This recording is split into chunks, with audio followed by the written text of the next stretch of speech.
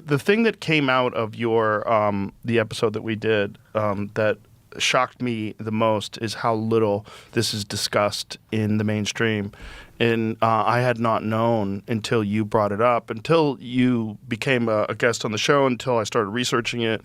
I was stunned. I couldn't believe that this was something that was so common. And so one of the things that comes up all the time is infertility with couples that are trying and they're using IVF, and it's more common now than ever before. And there's been a lot of things that a lot of factors that people have attributed to that reason. A lot of them being older people that are, they put their careers aside.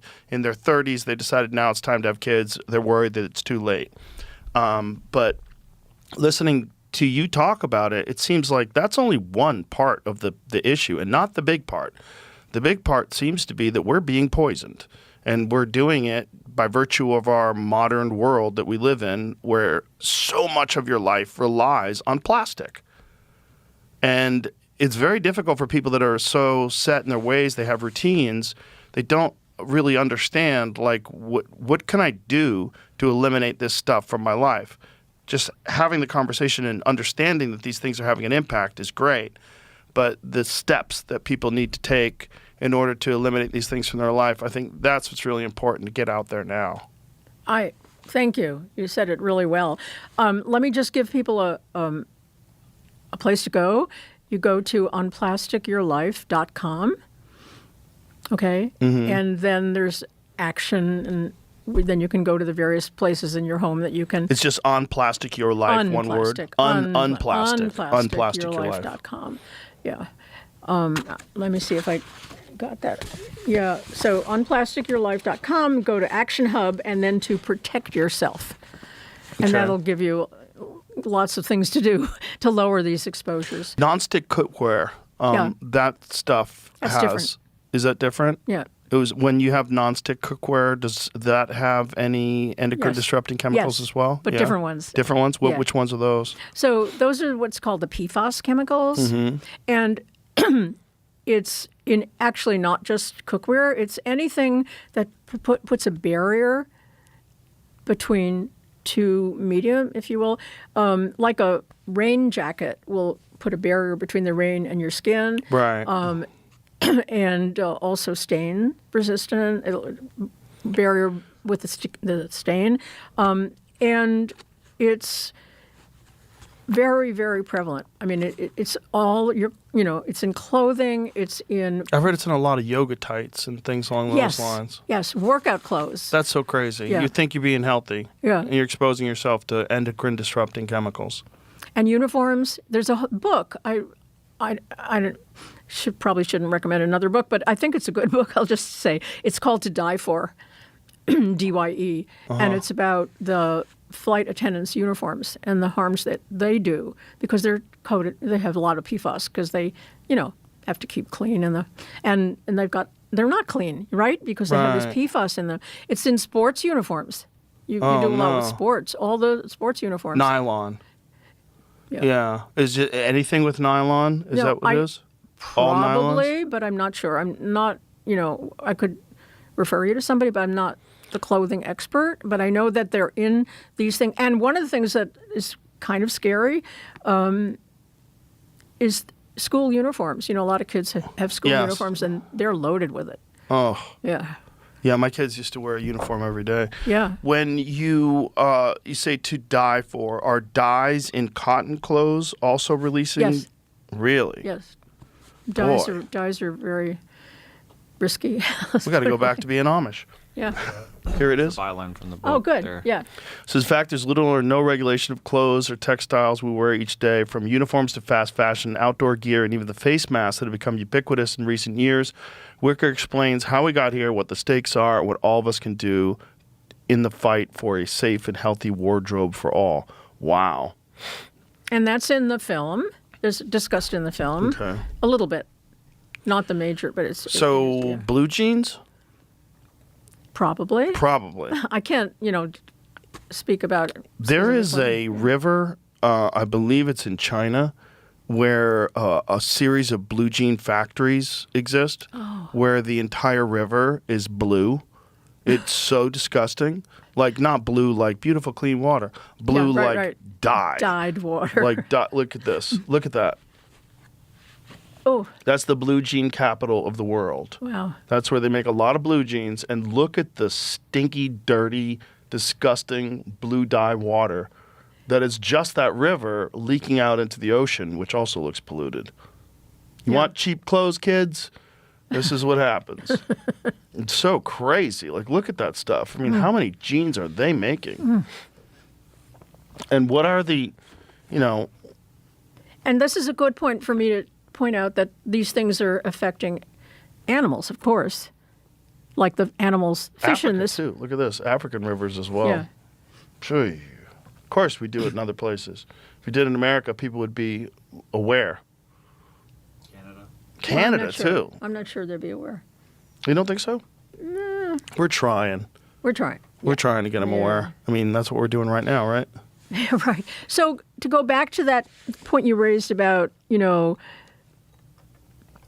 reasons that people give for low testosterone or low fertility, low sperm count, and particularly this comes up for fertility. More couples are, the fertility is in the toilet, right? Yes. Yeah. That's a weird thing to say, but yeah, right. For lack of a better. Right. Yeah.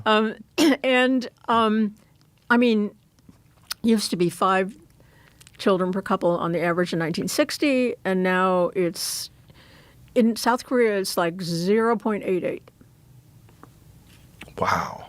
That's the worst, Why is South Korea the worst? I don't know. I mean, all of East Asia is very, very South low. Korea's, their replacement numbers are so low. That's right. That they're in danger of complete population collapse. Absolutely. And Japan is getting there, and, all of that Southeast Asia.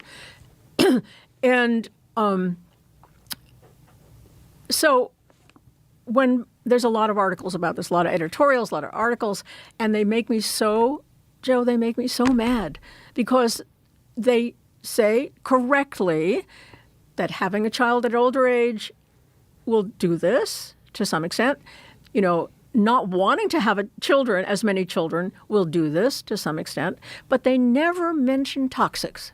They just, and so I've written editorials saying, hey, guys, we're not alone on this planet, and we're not the only species that's declining in number. And then if you look at the curve of the number of species that are declining and the rate of decline of human fertility, they're parallel. It's all about 1% per year. And so and we know they're exposed, these other species. You showed it. Those fish in that water are exposed, and, animals on the periphery. So I would love for everybody, when they look at these numbers of declining fertility, consider that it's not all choice.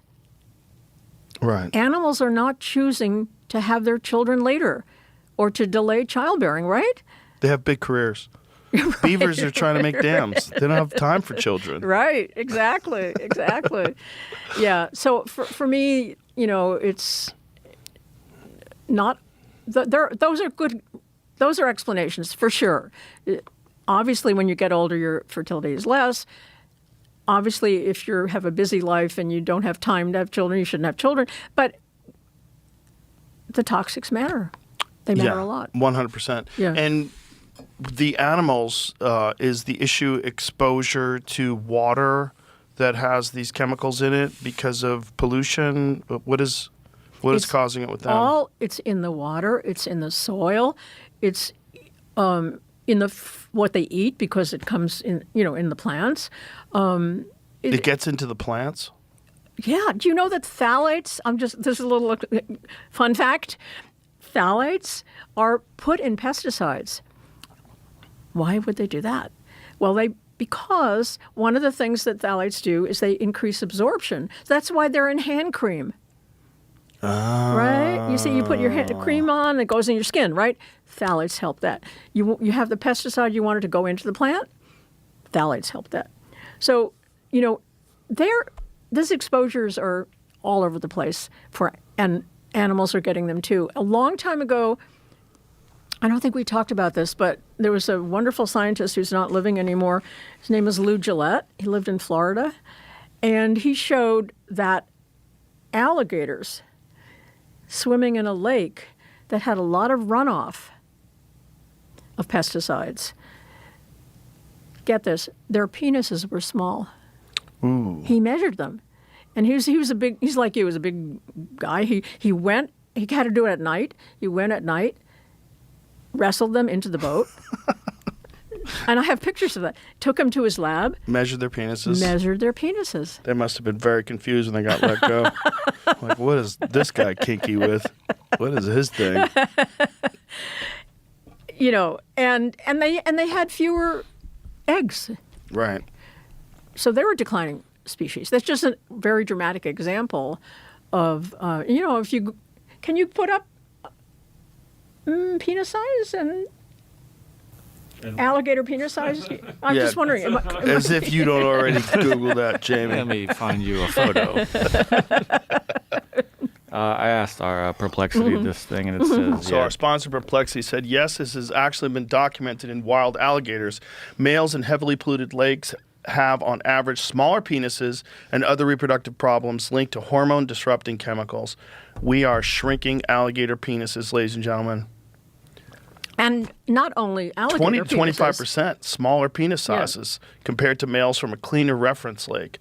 Males of lower testosterone levels, around 70% lower. Abnormal relationships between hormone levels and penis growth, unlike alligators from cleaner lakes. Alligators from polluted lakes also show other reproductive issues, abnormal sex hormone patterns, altered gonads, low hatching success, various birth defects, all consistent with exposure to endocrine-disrupting contaminants, EDCs, such as DDT derivatives, dieldrin, PCBs, and related compounds. Wow. So it's all endocrine disruptors from pollution. Oh, boy.